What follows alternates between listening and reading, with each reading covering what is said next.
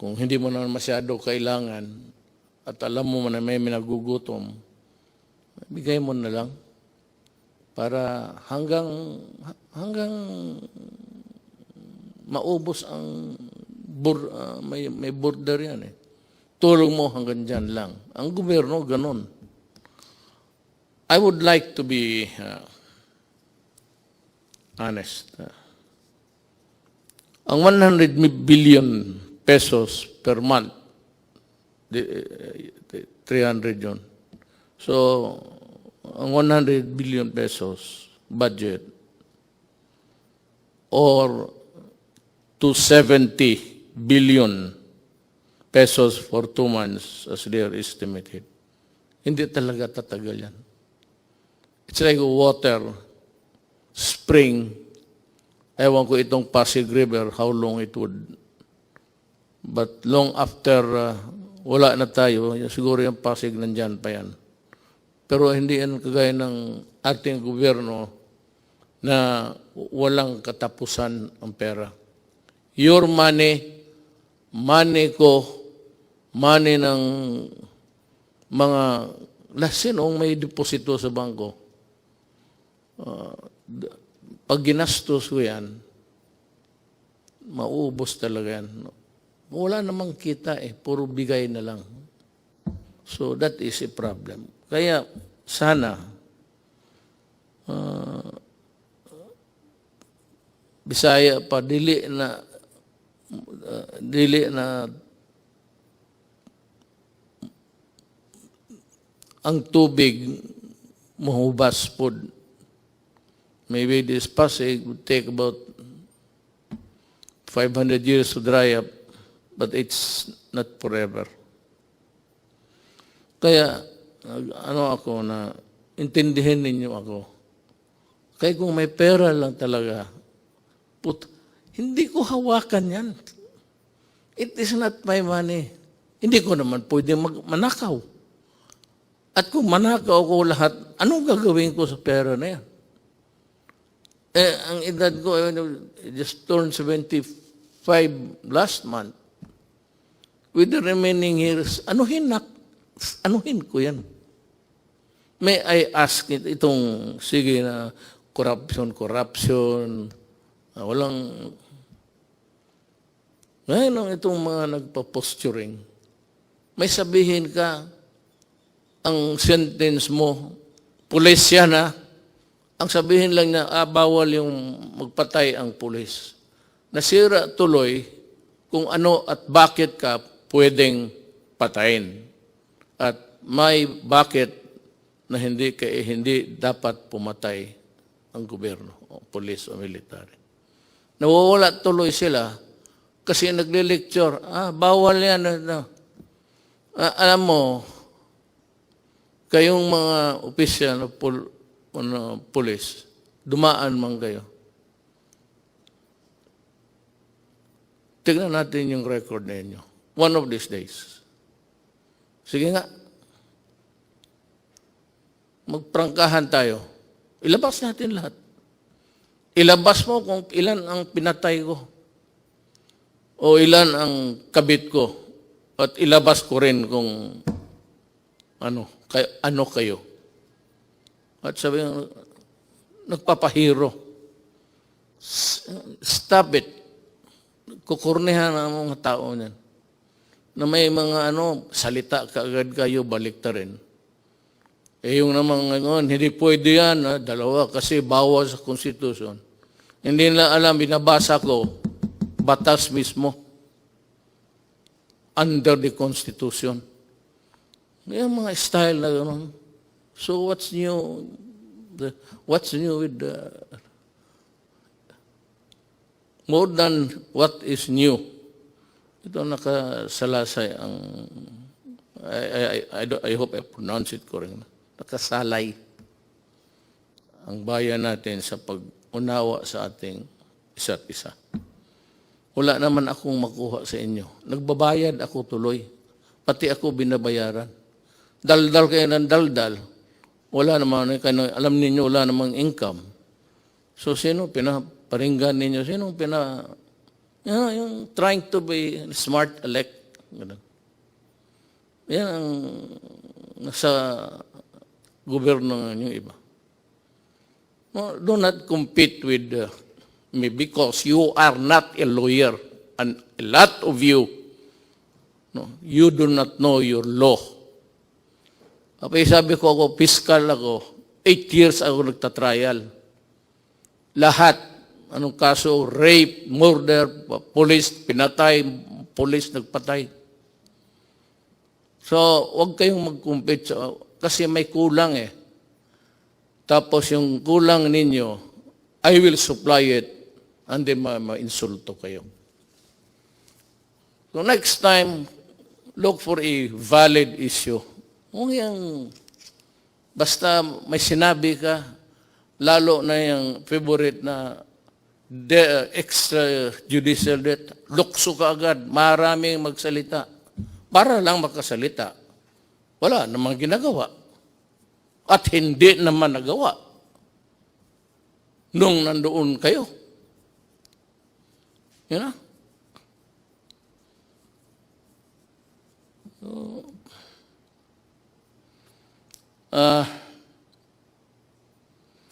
Let us take this problem one at a time. Ngayong itong buwan na ito, tutok lang tayo dito. Meron yung one ka-program for the next month. Pero kung gamitin ko yan ngayon at wala akong makuha, sa pagdating ng next month, saan kukuha? Sabihin ng Kongreso, binigyan ka na nga namin ng bilyon-bilyon. Yan ang bilyon-bilyon. Ang ginastos ko naman, sabi ko, at yung mga tao na humahawak din, mga military ano yan. Military na nakita ko, mayor na may prinsipyo at so, buwan-buwan lang tayo, ha? We are also trying to perfect this. Kung gusto lang natin, pero ang buhay kasi ganun. Gusto ko bigyan yung poorest of the poor, which is the popular cliche o politician. Nandiyan kami sa inyo ka poorest of the poor. Patignan mo kung nandiyan na sa pwesto. Poorest of the poor. Kayong panahon nila, nakita naman ninyo. Anong ginawa? Anong ginawa nila? Nasa gobyerno, itong madadaldal, nasa gobyerno nakita. O nagsuporta ng gobyerno na yun. Ito, tingnan mo. Ngayon tapos, may marinig ka na ano dito, nagpapaiwan man na House Duterte, patayin si Duterte. Pato ito si narinig, mabutit na lang nandyan si Attorney Pamatong. Sabi niya, dyan sa Facebook ba yan? He declared himself that I am the duly elected President of the Republic of the Philippines and I am ordering the military to arrest Duterte and to, sabi ko, tinanong ako ng staff dyan paglas, anong masabi mo sa sinabi ni Pamatong? Sabi ko, tama siya. Tama talaga siya. Sabi niya, siya lang ang he will solve the problem in 3 weeks.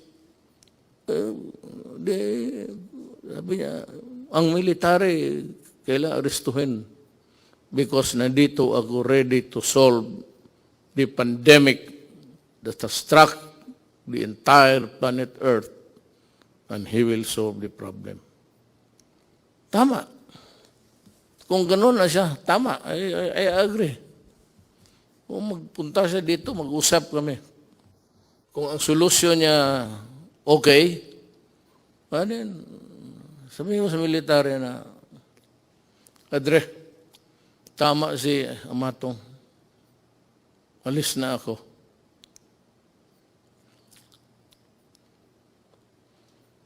Yung private sector, kung makatulong lang kayo. Alam mo bakit? Hindi yung private sector na yung buwanan lang rin ang sweldo pero may bahay, either financing o umuupa sa category, unfairly though, middle class na yun sila. So sila, sinulatan ako ni Governor John Vic Remulla. He said, among the memo dumating sa akin is, ang humingi nito, among them is Governor John Vic Remulla, who is appealing to include the middle class in their constituency because kailangan rin nila. Ako, I agree. I know the political, economic horizon of the country. At least, nung akin lang, yung maliit kong sabi ko, hindi ako nagyayabang, maliit lang yung akin, how I deal with the problem. Alam ko, at kung maari lang, isali ko sila. But can they be included in the 270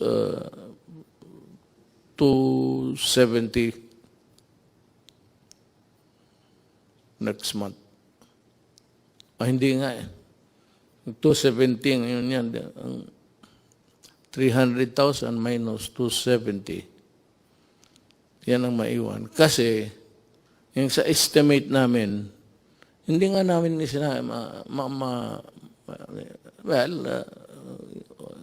yung ilan ba dito talaga yung middle class na at yung middle class na floating lang, nandun dyan lang.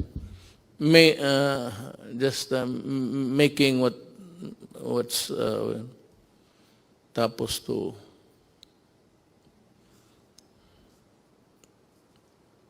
both ends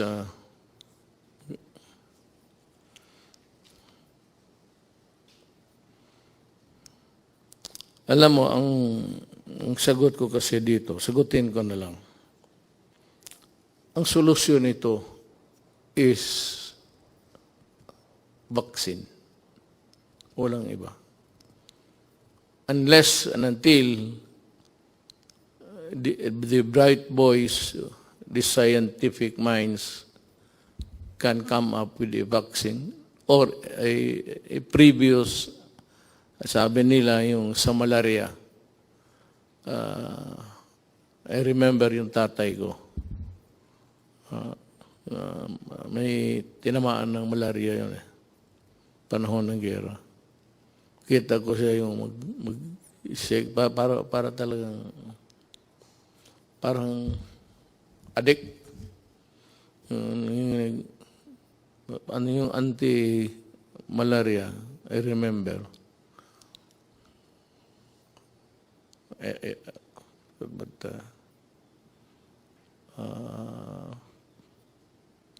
mamaya sabihin ko. Alam mo, there are things, but I will like to, ayaw kong sabihin ko na hindi ko isali yung sa task force. Kasi sila yung mga doktor, sila yung mga economists, sila yung lahat ng tipon-tipon. Tapos experts ng anong field, infectious diseases or whatever.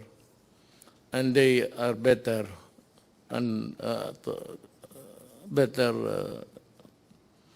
to be there to help solve the problem. Tayong mga, ako abogado, wala talaga ako.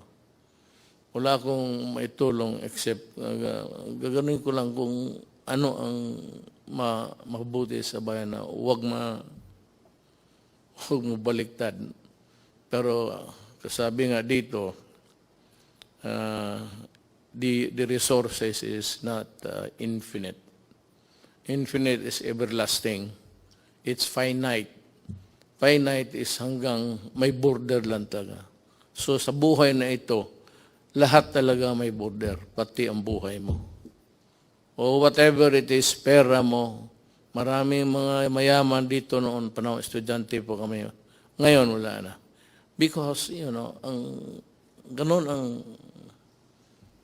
ang buhay. There's not enough money to go around. Ang gusto kong maintindihan ninyo, na itong problema natin, talagang problema ito.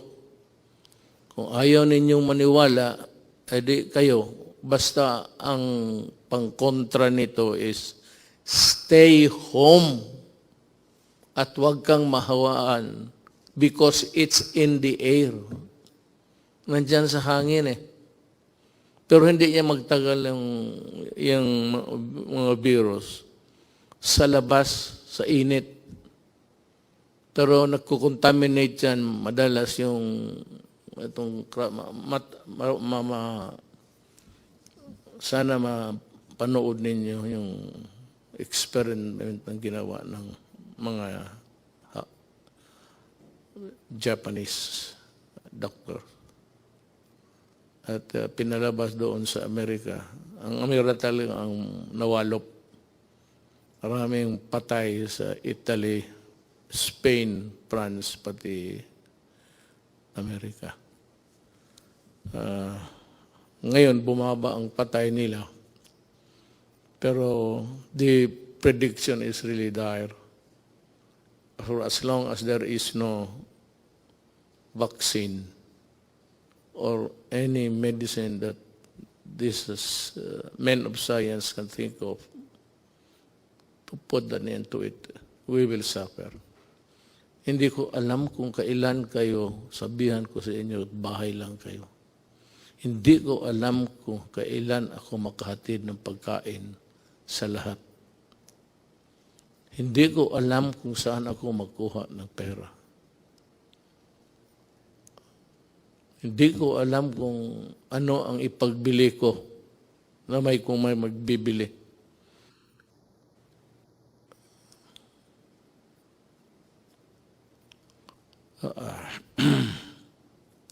So just stay alert. Makinig tayo sa, hindi ito trabaho ng abogado ha. Trabaho ito ng mga medical experts pati men of science. Hindi, kami, I just happened to be here. I just happened to be here to my chagrin maybe. Bakit sa panahon ko tumama itong mas matindi ito sa gira. Walang kalaban eh, hindi mo makita. Kakita mo pati lahat, pati Taliban, takot sila. Lahat. Kasi yung pawis lang, sagaran mo yung pawis. Yung distance rule, social distancing. Okay, I just say, distant rule. Isundin lang ninyo. Kung hindi ninyo masunod, well, I would say na, hindi naman kasiguro kayo mamamatay. I hope not. I hope that you will not get sick. I hope that you will not die. Alam mo bakit kung mamatay ka? Sabihin ko sa iyo, galing hospital o saan ka clinic, your body can only be handled by people who are fully protected. Hindi ka na makahawak kung sino yung namatay. Ayoko nang magbanggit ng ano pa. Basta kung sino yung namatay, hindi mo mahawakan. Balot, diretso yan, tapos diretso sa sunugin crematorium. Hindi ka nga makaburol. You will not be allowed na magburol ka ng isang tao na matay sa COVID. Sunog talaga yan. Kaagad. ora mismo. Hindi mo na makita. Makita mo na lang sa malayo na yan, kinakarga ng punerarya, car, funeral vehicle. Pero hindi ka na makalapit. Baski mayaman o mahirap. You will not be allowed to go near, touch the whatever it's. Wala, diretso na. At walang libing yan. Sunog. Kaya I am forced to say this because dapat ninyong what is really at stake. At ano ang, kung hindi kayo magsunod. And as I have explained, it is like a cadena de amor. Habang may driver mo o magpunta siya sa utusan mo, mahigop niya, bumalik siya sa kotse mo, magsakay yung anak mo, ikaw, makuha mo. Hindi na siya kailangan mag-atching pa. Yung breath niya, yung ginawa niya, nasa kotse, yun. O anak mo, payagan mo, mag-socialize, mag-inuman, tapos may yung isa, may tama pala. Kasi ang tatay niya galing sa tapos isang kwarto. Hindi niya alam na delikado yung enclose. Mabuti pa buksan. Aircon ka, buksan mo. Ang ko lang yan. Kasi yan man sinabi ng hapon. Ganun ang interpretation ko. Ngayon, kailan matapos ito, Duterte, ang paghirap mo sa amin? Hindi po. Handa po akong, sabi ko, kung totoo yung pinapahirapan ko yung Pilipino, anytime po, sabihin ni Amatong bababa na ako, at sinabi ng military, totoo yan, subukan niya itong 3 weeks. Okay. Wala ko naman akong dyan para makatipid tayo sa bagay, wala ng burol na. Hindi yan yung patay mo na tatay, nanay, anak, asawa, na iburol na mag-iyak ka, marang magbisita. Hindi mo nga makita hanggang distansya ka lang. Hindi ka maglapit. Parang robot yung dyan lahat sila lang pwedeng humawak, sila lang pwedeng magpasok doon sa burner ng katawan. Sila lang. Ikaw, tingin ka sa malayo. Yan ang consequence ng COVID. Ayaw kong sabihin yan. O yan ang totoo. At kung maniwala kayo o hindi, kung ayaw mong maniwala, di magpakamatay ka, makita mo kung saan ka dalhin at papaano ka. You are not even buried. You are, because you are a dirty carcass, patay, you must be destroyed by burning. Dahil sa COVID, the one single sa atin, COVID. Lahat yan. Yung problema natin sa COVID. Ang anong solusyon? Huwag kang mahawa. Paano po? Huwag kang lumabas ng bahay. Paano ang kain namin? Maghanap ka ng paraan. Pero, mag-ano ka lang, basta may mask ka lang. Kaya sinasabi, ako hindi, yung mask na, hindi naman ako magsasalita dito na parang gangster. Paano ko sabihin sa inyo, ito mo, itong to. Matapang daw raw, kaya niya yung COVID. Oh. Magipag-usap sa atin. Hindi, risgo ko na yan.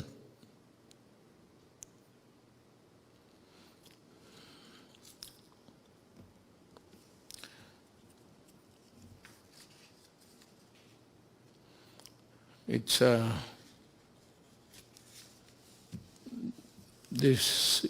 this being the Holy Week, I am calling on the nation to come together this Holy Wednesday afternoon and pay tribute to the indomitable spirit of the Filipino and unite in one prayer to God to fight our common enemy.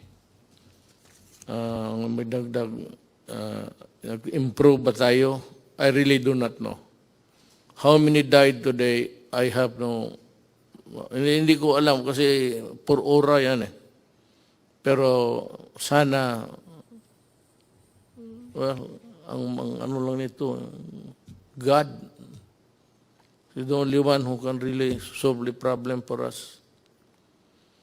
Ang tulong ba sa inyo ay sapat, kayong poorest of the poor, at kayong well, I would say you have to consider also as poor because yung deposito namin, yung aming pera, may border rin ito, ang bulsa. Hanggang dyan lang ako. Kaya na-discuss ko sa inyo. Pero kung pagkain, may makain ba tayo?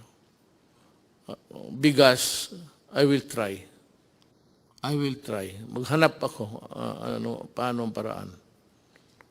The greatest danger dito is doon tayo bumibili sa kanila. Ayoko lang sabihin I do not want to mention the country. But kung sabihin nila, alam mo, sabihin ko, magbili pa ako kasi maubos na. Sabihin nila na, sorry, ito, hindi namin alam kung gaano katagal to. Mag-i-reserva lang namin. Maya na pagkatapos sa COVID, pwede kang pabilihan ito. So, kailangan ng categorical statement from me coming from the Interagency Task Force. Ang lockdown, wala talagang solution. Pero kung ayaw ninyong maniwala, take the risk. May mga tao rin talaga, alam mo sa totoo lang, I'd want to be, hindi ako nagbabastos ng tao. And just trying to explain to, sinishare ko nga sa inyo kung ano ko yung nakuha sa buhay, na pag-aralan ko sa buhay. Not necessarily sa eskwelahan. Alam mo, kung magdating ito, talagang maging crisis, hawa dito, hawa doon. Yung SARS, hindi nagtagal, tinignan ko, maraming namatay sa iba. Pero dito, wala masyado.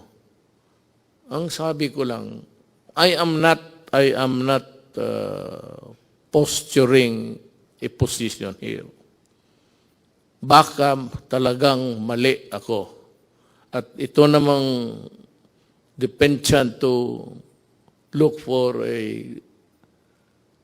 yung statement na dangling para makapagsalita ang bunganga.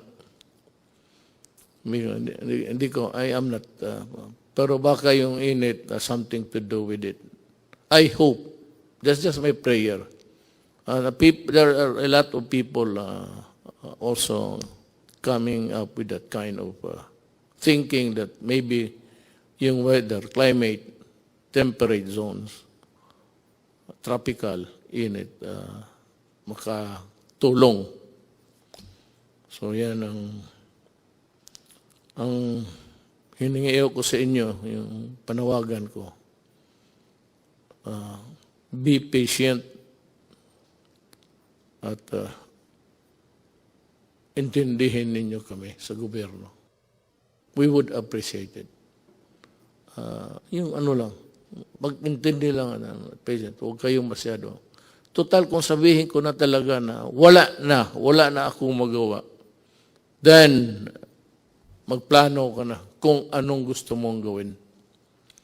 When the resources are all exhausted and the pandemic would claim millions of lives, I hope really and I pray that it will not. Pero kung ganon, wala na akong magawa. Malapit na. Ilang buwan lang ang reserba natin. Ako handa akong ipagbili yung buong Dewey Boulevard. So gustong mag-reclaim. Bigyan niyo ako ng bigas. I-approve ko yung, kasi hindi ako pumayag na mag-reclaim because reclamation sa Manila Bay would trap is environmentally mag-collapse ang Manila. Tapos there will be I would say, may mga syudad na bago, mga apartments, mga high-rise. But then, the city of Manila, given its lack of yung water treatment o treatment sa waste o wala. So pag kanon ang ginawa mo, patay ang Manila. So sabi ko, kung gusto ninyo, you just wait for 2 more years. Bahala na kayo. Ang susunod sa akin, He will decide for us. Or if I do not reach the finish line, then my successor will do it for you also. Ako, lumalabas ako, hindi naman ako pwedeng ang lahat ng tayo magtago, wala na.